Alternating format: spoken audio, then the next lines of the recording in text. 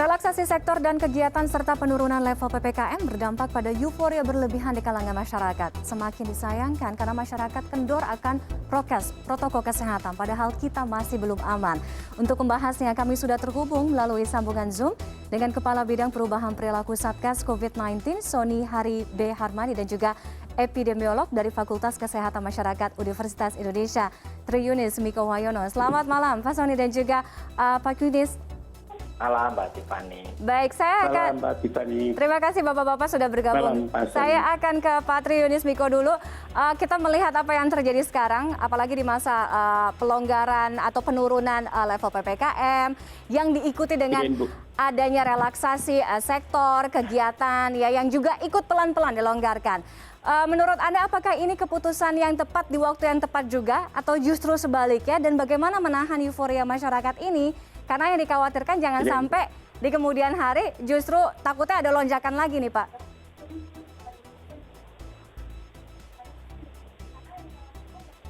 Pak Tri Yunis, selamat malam. Oke, Pak Tri Yunis Miko. Pak Miko? Iya, ke Pak Miko dulu. Oke, jadi kalau saya melihatnya data kita sudah menurun kasus COVID-nya.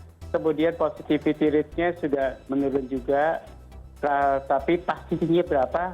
Apakah yang seperti diberitakan, apakah lebih besar? Menurut saya karena diukurnya belum standar, baik itu tes yang dilakukan tidak 1/1000 populasi, kemudian juga kontak tracing-nya tidak ada standarnya, begitu apakah 10 atau 20 tracing yang harus dikumpulkan pada setiap satu kasus, dan itu harus distandarisasi. Kalau kita mau mengukur dengan PPKM berlevel ini, maka ukurannya adalah transmisi dan kapasitas respon setiap kabupaten atau kota. Maka itu harus mengukurnya dengan standar. Kalau tidak dengan standar, maka kita akan jadi bingung. Yang kedua, saya takut sekali kalau kemudian kabupaten kota itu berlomba-lomba seperti pada jonasi. Jonasi itu berlomba-lomba semuanya tidak merah. Maka kemudian rame-rame kemudian menjadi oranye atau kuning. Itu yang saya takutkan. Sekarang rame-rame akan menjadi level 3, level 2, atau level 1 begitu. Asal tidak level 4. Karena pembatasan sosialnya amat berat pada level 4. Nah, oleh karena itu saya berharap itu dilakukan standarisasi, walaupun SK-nya sudah mengatakan, SK Mendagri, bahwa tesnya harus 1/1000 populasi per minggu atau per hari. Kemudian kontak tracing yang belum ditentukan.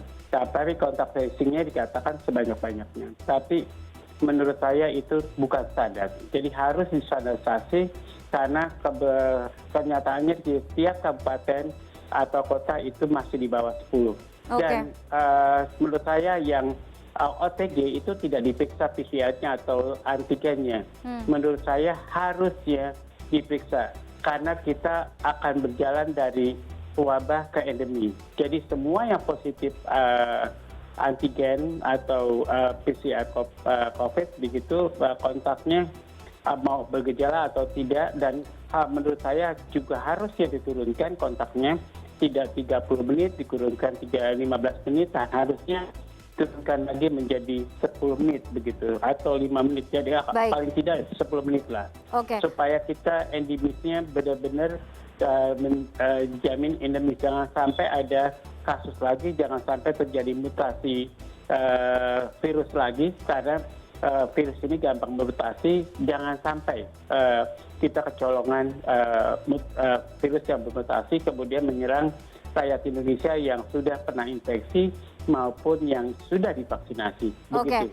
Harus ada standarisasi ya, standarisasi pengecekan, kemudian juga standarisasi pengawasan dan lain sebagainya. Pak Sony, standarisasi selain berbicara itu, bagaimana kemudian kita melihat apa yang terjadi di lapangan, Pak Sony? Masyarakat seakan kayak keluar kandang gitu ya, karena udah di dalam kandang berbulan-bulan gitu, sehingga ketika level PPKM diturunkan, ada relaksasi kegiatan, semua langsung keluar. Bahkan juga yang disayangkan tadi seperti sebelumnya ada hajatan dari keluarga pejabat. Nah, bagaimana meredam euforia ini? Ya, Mbak Tiffany, memang itu yang kita khawatirkan dan makanya berkali-kali kami menyampaikan kepada masyarakat terus-menerus menyebarkan informasi tentang jangan abai walau kasus sudah landai. Lalu kemudian kita tahu bahwa ada 6 sektor yang dalam uji coba untuk dibuka secara bertahap, tapi wajib menerapkan protokol kesehatan. Dan ada screening terhadap individu yang akan beraktivitas di dalamnya dengan menggunakan aplikasi Peduli Lindungi. Jadi kombinasi antara internal kontrol dan eksternal kontrol itu kami lakukan.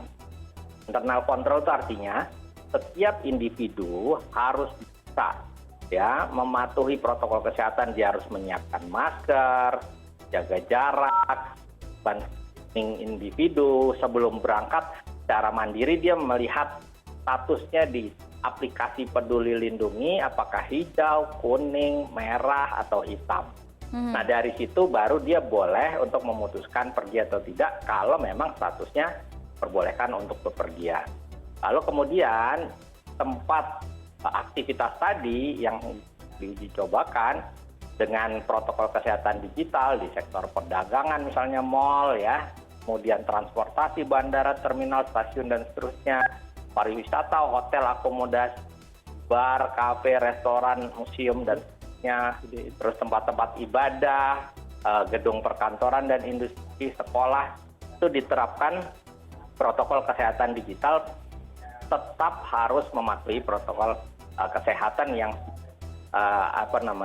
ditetapkan untuk dilaksanakan, harus pakai masker, jaga jarak dan seterusnya. Jadi kombinasi internal kontrol, orang harus punya pengetahuan apa yang harus dia lakukan sebelum bepergian, dengan eksternal kontrol. Eksternal kontrol itu baik melalui protokol kesehatan digital, lalu kemudian ada satgas institusi yang melakukan pengawasan, juga bentuk norma sosial. Nah, yang kami bangun sekarang adalah norma sosial di masyarakat bahwa mereka harus mendukung gitu ya kepatuhan protokol kesehatan. Jadi memakai masker, menjaga jarak, mencuci tangan itu adalah sebuah norma sosial yang baru. Dan kalau kita lihat dari surveinya BPS pada Juli lalu, akhir Juli, kelihatan tuh bagaimana perasaan ketika orang di sekitarnya melanggar protokol kesehatan. Itu ditanyakan kepada responden. Dan nyata 70% bilang mereka tidak suka dan mereka akan menegur. Artinya kita sudah mulai punya norma sosial yang baru sebagai eksternal kontrol, Mbak. Baik, oke. Tadi Pak Sony menyampaikan harus ada kunci kombinasi internal dan juga eksternal kontrol. Pak Miko, seberapa yakin dan optimistis dengan adanya kombinasi tadi internal, eksternal kontrol seperti yang Pak Sony sampaikan. Kemudian dari 6 sektor yang sekarang ini dibuka, menurut Pak Miko, mana yang paling berpotensi menimbulkan kasus baru? Kan ada pariwisata, perdagangan, transportasi, keagamaan. Mana yang menurut Anda paling potensi risiko?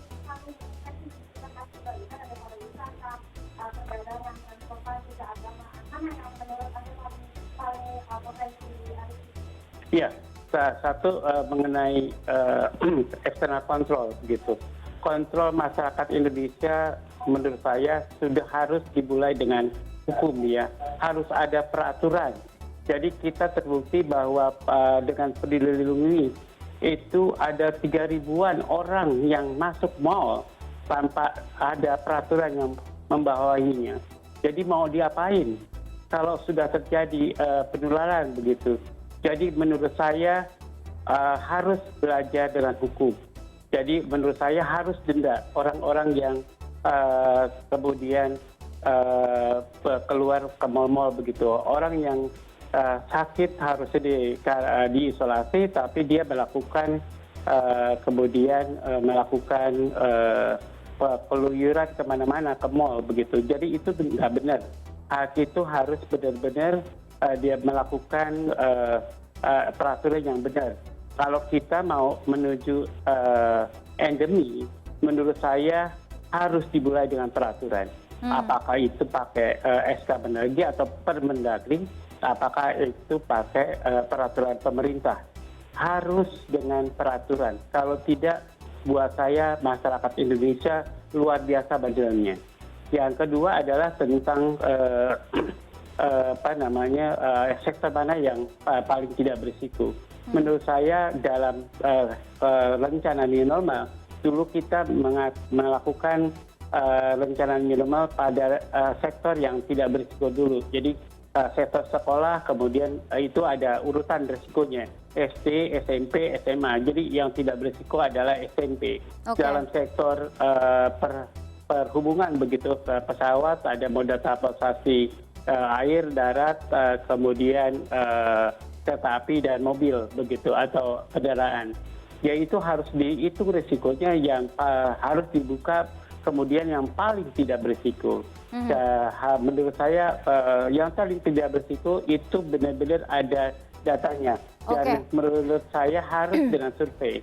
Jadi harus dibuktikan dengan survei bahwa itu yang paling tidak berisiko, Mbak. Baik, berbicara mengenai risiko juga Pak Sony, yang paling berisiko adalah anak-anak yang masuk dalam kelompok rentan. Kita tahu ketika ada relaksasi atau pelonggaran di bidang pariwisata, contohnya misalnya orang tua akan mengajak serta anak-anak mereka untuk berlibur, untuk bermain di tempat hiburan atau tempat wisata, padahal kita tahu risikonya sangat tinggi. Bagaimana kemudian pengawasan dan menjaga agar anak-anak juga terlindungi dari pengendalian ini? Ya, betul sekali. Ya, ini juga menjadi tantangan kita dan berkali-kali sudah dijelaskan bahwa mereka yang akan masuk 6 pusat aktivitas tadi itu harus menjalani screening, ya, screening individual.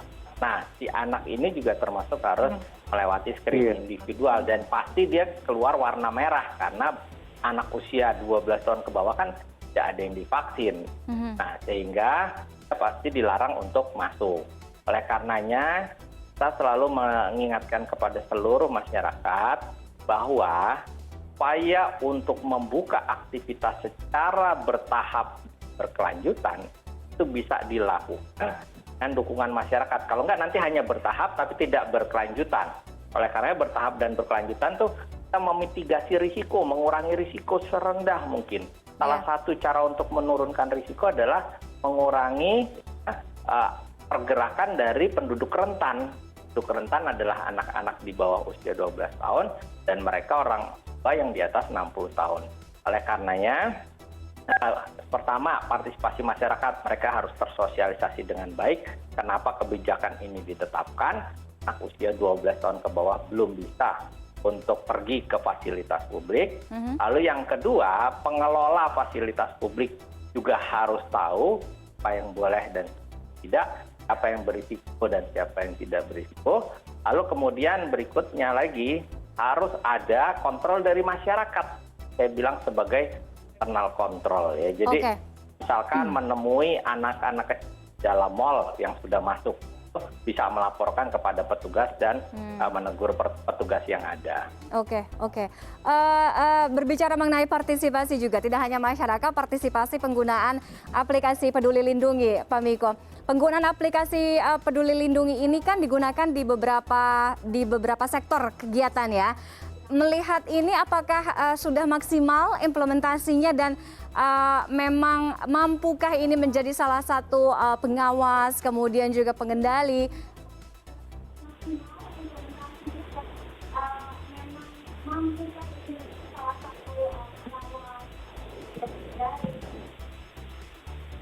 Oke, jadi software Peduli Lindungi itu untuk masuk ke dalam tempat-tempat tertentu, ya, seperti mall, tempat hiburan.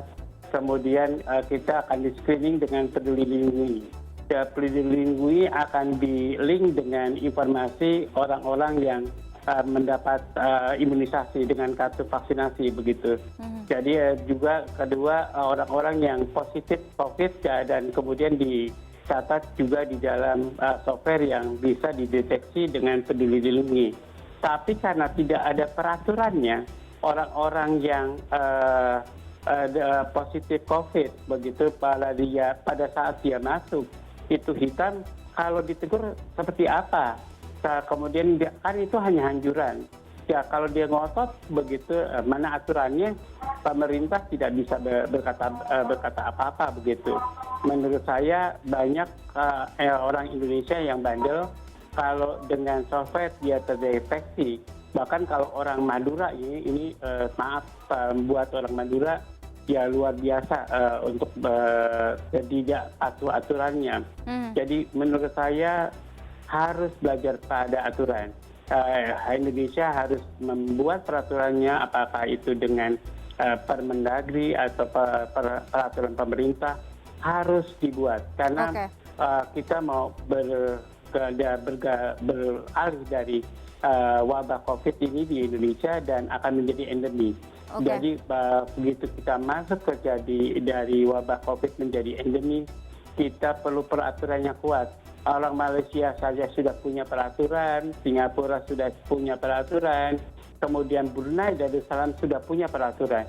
Maka Indonesia yang menurut saya lebih baik, yang mereka lebih dulu dari Malaysia, kita belum bisa belajar tentang aturan. Jadi menurut saya tidak bisa tidak. Kalau kita mau berubah menjadi endemi, karena dengan endemi ini kita akan memaksa orang-orang karantina, memaksa orang-orang ke isolasi mandiri, memaksa orang-orang untuk tidak berpergian selama isolasi mandiri. Jadi harus dipaksa dengan peraturan, jangan dihimbau. Begitu Mbak.